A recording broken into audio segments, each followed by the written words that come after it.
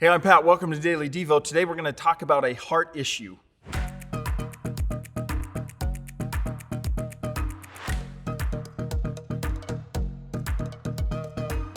If you're a Jesus follower, one word that we should probably take out of our vocabulary when it comes to describing our walk with Him is safe.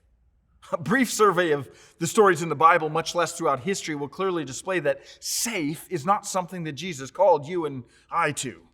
You've probably heard the acronym that was emblazoned on millions of bracelets and t-shirts some years ago, WWJD. What would Jesus do?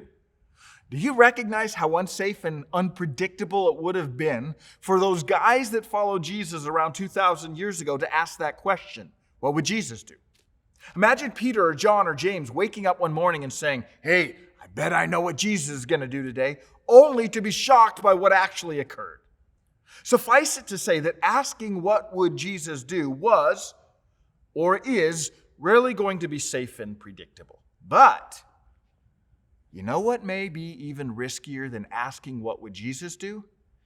Is asking what would Jesus undo? Jesus knew that sometimes we need to unlearn to learn.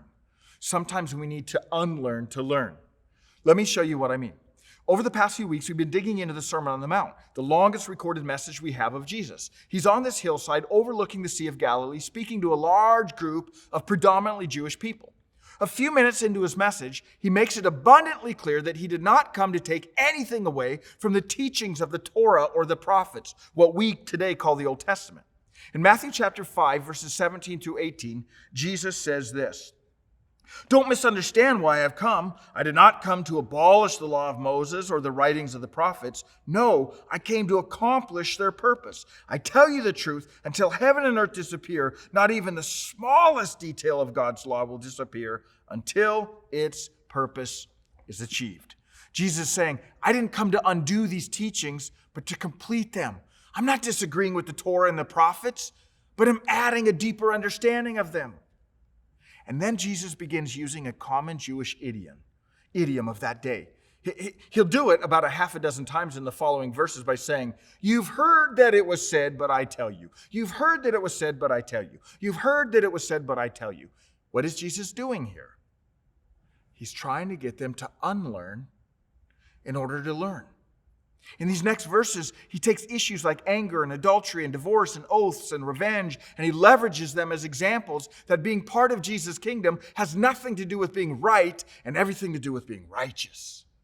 He's trying to get them to unlearn in order to learn by leveraging this, "You've heard that it was said, but I tell you," to get them to understand that he's not just interested in their behavior, he wants their hearts.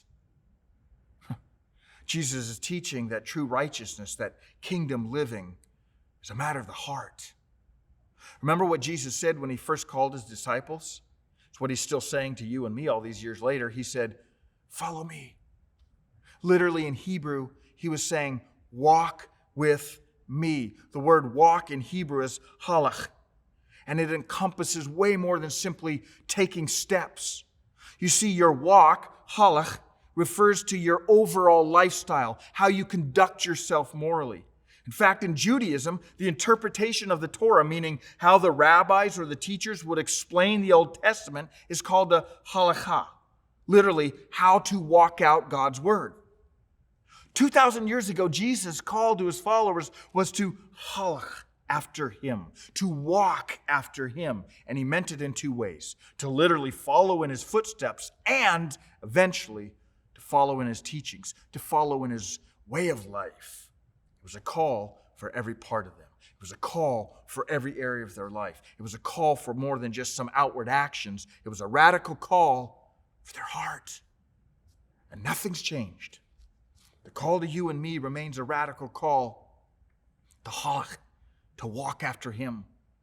Today, right now, Jesus is saying to you and me, I want all of you. I want your heart.